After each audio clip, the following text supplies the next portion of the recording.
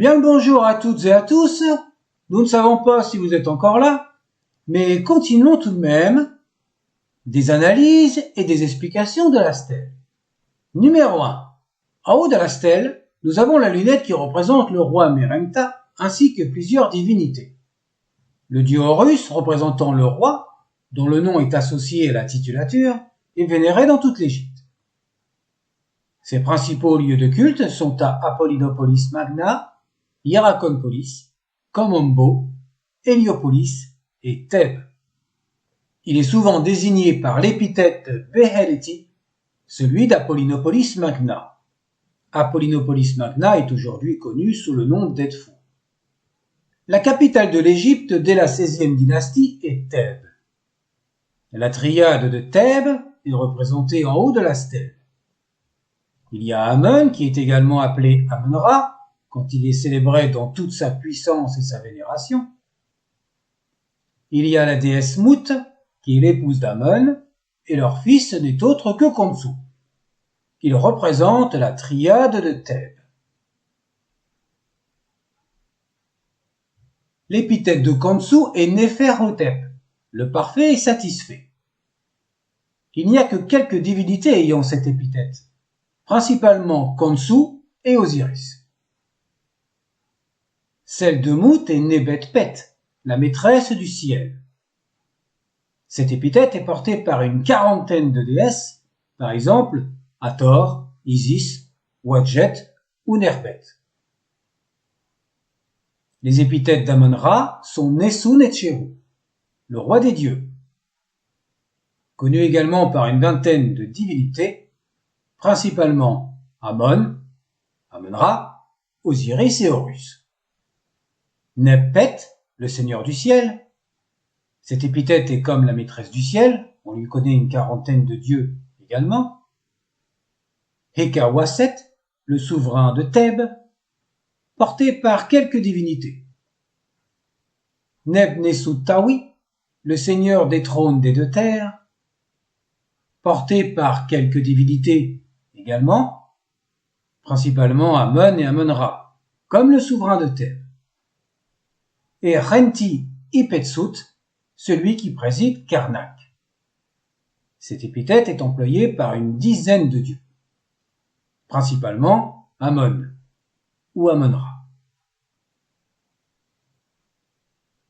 Les dieux cités précédemment et leurs épithètes, Amon-Ra, Khonsu et Mout, sont inscrits dans la représentation de la lunette.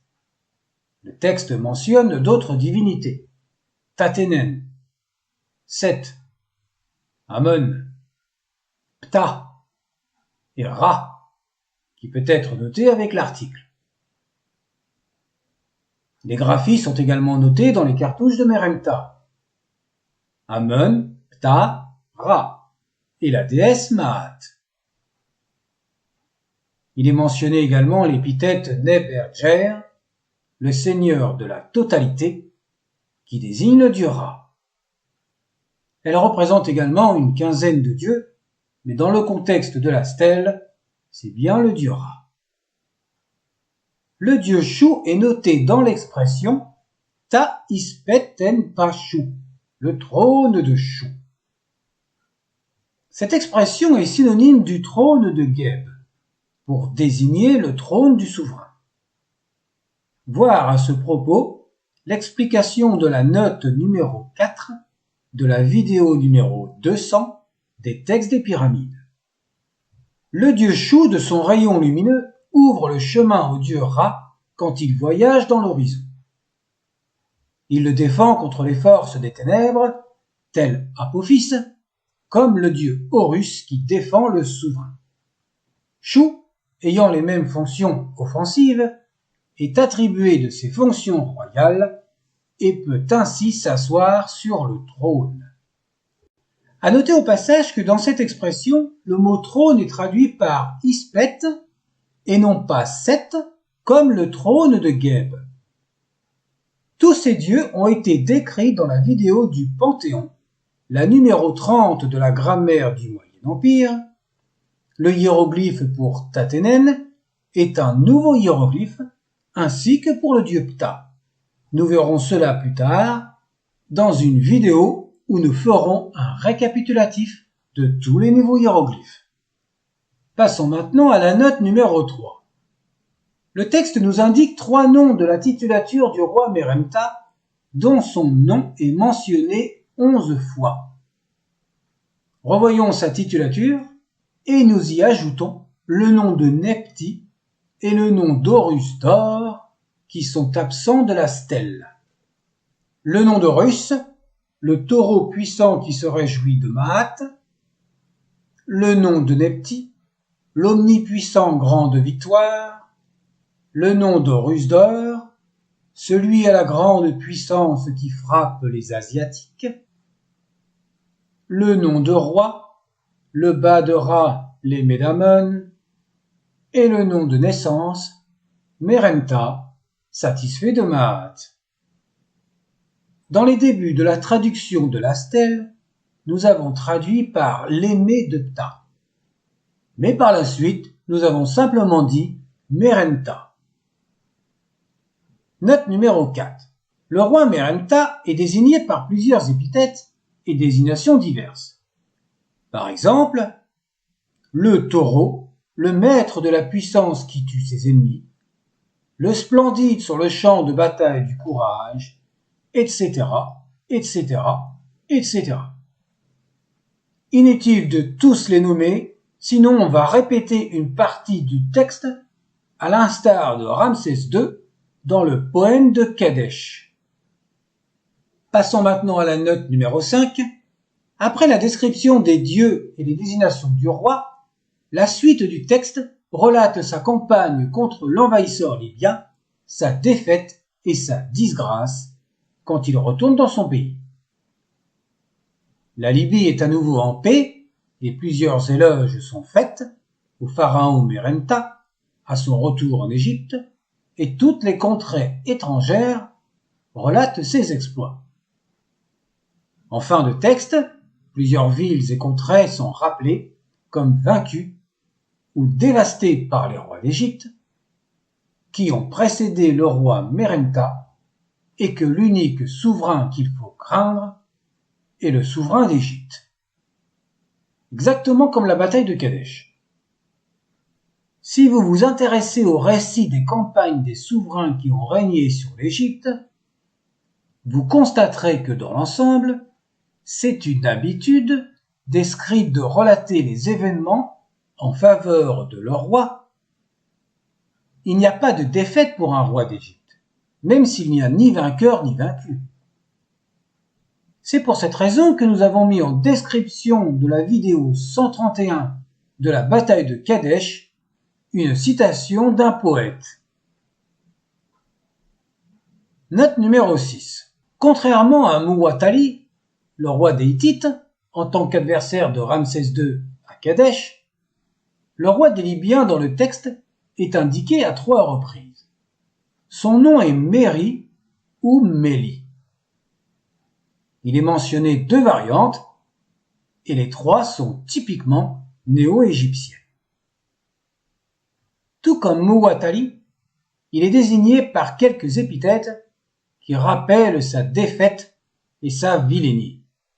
Le misérable chef et vaincu de Libye, le vil ignorant, le vaincu de la Libye, une abomination de Memphis, celui qui apporte le malheur, le scélérat. Passons maintenant à la note numéro 7. Voyons d'autres points intéressants. Un lexème pour la paix est Shlem. Cela rappelle Shalom. Nous avons également les Medjayou, que nous traduisons par policiers, agents de police ou gendarmes, selon les auteurs. Ces Medjay, à l'origine, désignent les habitants du Medja, une région au nord de la Libye, connue dès l'Ancien Empire. Au Moyen Empire, ils sont incorporés dans l'armée égyptienne en effectuant des patrouilles dans les déserts jusqu'au Nouvel Empire. Ils sont donc décrits comme un service de police ou de sécurité du désert, et le terme a évolué à partir du Nouvel Empire. Ils ne sont plus obligatoirement issu du Medja, et le terme décrit simplement les policiers du désert. Dans le film La Momie, ou Le Retour de la Momie, avec Brendan Fraser, les Medjay sont très bien expliqués, et la définition est celle-ci. Note numéro 8. Voyons les désignations de l'Égypte et de ses principales villes citées dans le récit de la stèle. Nous avons l'Égypte, Kémet, et Taméri, pour le sens de la terre d'héritage, le pays bien-aimé. Voir la vidéo numéro 115 de la géographie et les autres désignations pour l'Égypte. Et dans le texte de cette stèle, nous avons une épithète pour l'Égypte qui est Ta Chérit Watit En Pa Ra, l'unique fille de Ra. Younou pour Héliopolis, c'est la capitale du 13e nome de Basse-Égypte, déjà mentionné dans la vidéo 123 de la géographie. Ipetsut, Karnak, littéralement la chambre secrète des lieux. Cette graphie sous-entend le pluriel. C'est un complexe initié par Sésostris Ier, situé aujourd'hui au nord de Thèbes, plus précisément la ville de Luxor. Dédié à Amon, son agrandissement s'est enrichi jusqu'à la période ptolémaïque. Inutile de parler de Karnak. Il est très connu en Égypte, et c'est pas Karnak de la Bretagne, pour faire de l'humour. Ouasset, c'est la ville de Thèbes. C'est la capitale du 4e nome de Haute-Égypte, dès le Nouvel Empire. Elle est expliquée dans la vidéo 122 de la géographie.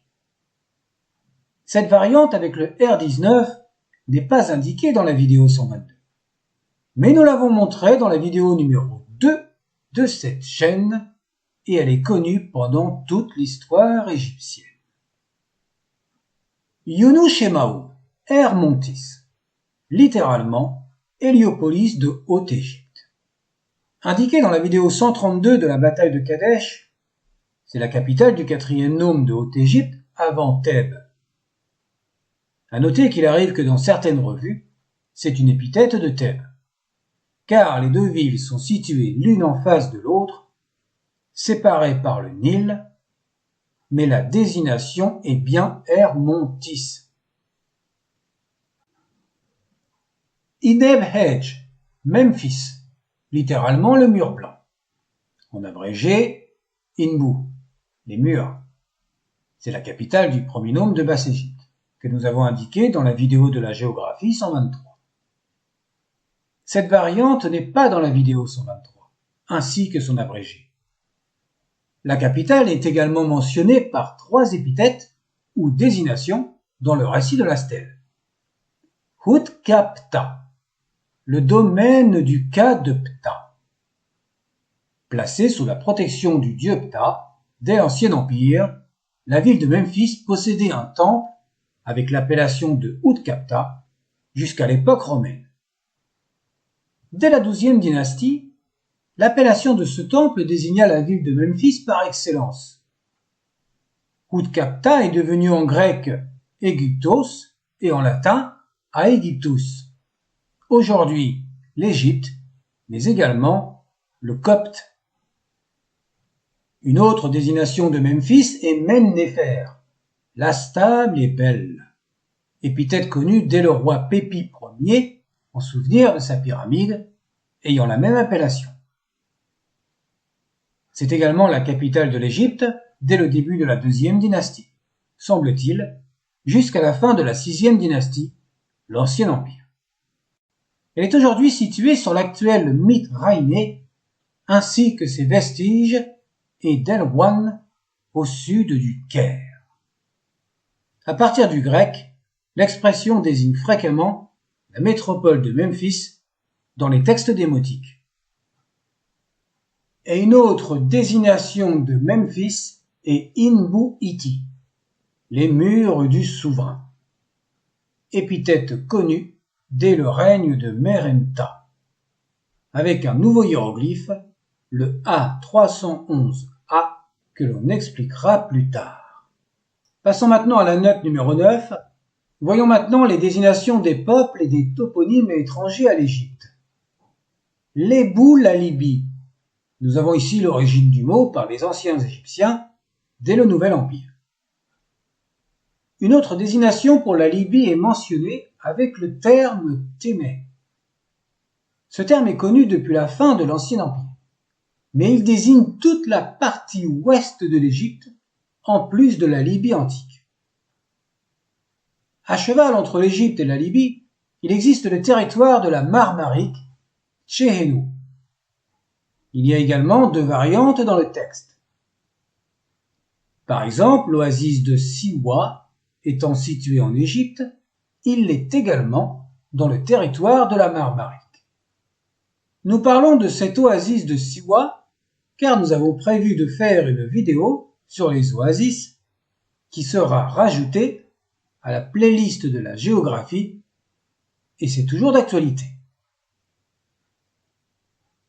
Et en Libye, il est mentionné sur la stèle la tribu ou le peuple des Meshwesh. Ce terme est connu dès l'époque de Ramsès II et au cours de l'histoire, ils cherchèrent en vain à envahir la vallée du Nil. En raison de leur tactique militaire, ils furent introduits dans l'armée égyptienne sous la 22e dynastie comme les Medjaï. Une désignation pour les ennemis d'Égypte est indiquée par Péjout 9, les 9 arcs, ou sa variante, avec l'article. Ce terme ne désigne pas l'appellation de 9 ennemis, mais un pluriel général. Le chiffre 9 désigne un pluriel illimité, en plus du chiffre 3. Dans le nom de l'Horus d'or, qui n'est pas mentionné dans le texte, nous avons la désignation des Asiatiques, Setchetiu. Le royaume des Hittites, le Hatti, est également présent, Kheta, comme dans le récit de la bataille de Kadesh. Voir la vidéo numéro 132. Et dans le récit de la bataille de Kadesh, nous avons la mention des Syriens et dans notre texte la Syrie, Khalo. Également la vidéo 132. Par Canana, le pays de Canaan, un territoire du Proche-Orient ancien mentionné dès Aménophis II. Il correspond aujourd'hui plus ou moins aux États d'Israël, de la Palestine, du Liban, de l'ouest de la Jordanie et de la Syrie. Il est plus connu en tant que terre promise des Hébreux dans les textes de la Bible. Ascalon, une ville de Palestine dans l'état actuel d'Israël, connue également sous le nom d'Askelon. Gézer, une autre ville de Palestine dans l'état actuel d'Israël, connue également en tant que site archéologique de Tel Gezer. Yenoam ou Yanoam, une ville de Palestine dans l'état actuel d'Israël, située aujourd'hui près du lac de Tibériade. Le nom actuel du site archéologique est Tel En-Naham, près du village rural de Yavneel. Enfin, passons maintenant à la dernière partie de la vidéo. Nous avons la mention de Israël, qui a été traduite par Israël, d'où le nom de la stèle. Israël, dans le contexte de la stèle et en suivant les autres toponymes et les peuples, désigne plus précisément une population du pays de Canaan qui habitait sur les hauteurs de Judée et non pas un territoire ou un pays. Le déterminatif T14 indique l'étranger et le groupe composé de l'homme et de la femme, avec le signe du pluriel, indique un ensemble de personnes et non pas un toponyme. D'autres traductions donnent « Israël est détruite ». Sa semence n'est plus. Mais le sens de semence indique la descendance, les générations suivantes, mais pas dans le sens de semaille ou de graines pour la culture. Vous l'aurez compris, on parle de semence, le liquide séminal, en dépit du terminatif des graines N33A, si l'idée reste la même. On peut éventuellement traduire par les Israélites, et il se pourrait que le nom ait donné le nom actuel d'Israël. Une autre possibilité de traduction est l'ancienne ville de Jezraël, du pays de Canaan, mais elle ne fut édifiée que 300 ans plus tard. Sur le piédestal d'une dalle datant de Ramsès II, sous la référence 21687 au musée de Berlin, Ascalon et Canaan sont inscrits à côté d'un autre lexème rappelant une autre graphie d'Israël. Nous avons donc Iskelen, Kenanen et Ishel. Les auteurs Peter van der Wijn, Christopher Thijs et Manfred Gerg, désolé pour la prononciation, l'ont traduit par Israël en raison de la proximité des deux autres toponymes et la ressemblance avec la translittération Ishel Israël. En l'état actuel des connaissances, ces deux lexèmes, Ishel Israël, ne sont pas connus en dehors de ces deux inscriptions. C'est ce que l'on appelle un apax, H-A-P-A-X. C'est un terme qui n'est attesté qu'une seule fois dans un corpus. Et il y en a d'autres en ancien égyptien. Généralement, on propose une traduction en fonction du contexte. Pour plus d'infos, vous pouvez chercher ce mot dans un dictionnaire, et sur Internet, il y a des exemples. Bref, revenons à notre Israël. Comme le texte indique qu'il n'y a pas de descendance, et qu'Israël est détruite, cela signifierait que les Israélites sont en voie d'extinction. Oh là là, il y a des personnes qui vont pas être contentes. À défaut de traduire par Israël, et afin de ne pas offenser les chercheurs et les traducteurs, qu'ils soient croyants ou pas, ainsi que les anciens et les nouveaux égyptologues, car rappelons-le, Meremta est le fils de Ramsès II, et il serait le pharaon de l'Exode dans la Bible, et que les scribes aimaient certainement en rajouter pour être bien vu comme Ramsès II qui se bat tout seul contre les armées à Kadesh, voir les vidéos correspondantes, la traduction par Israël reste la plus répandue de façon générale, mais le débat reste ouvert. Mais ceci est une autre histoire. Pourquoi je dis ça? Vous connaissez peut-être le film Conan le Barbare, un film de 1982, avec Arnold Schwarzenegger. Oui, je sais, ça n'a rien à voir avec la vidéo. Le narrateur dans ce film indique la suite des aventures de Conan, et termine son texte par « Mais ceci est une autre histoire ». Il devint roi de ses propres mains. Mais ceci est une autre histoire.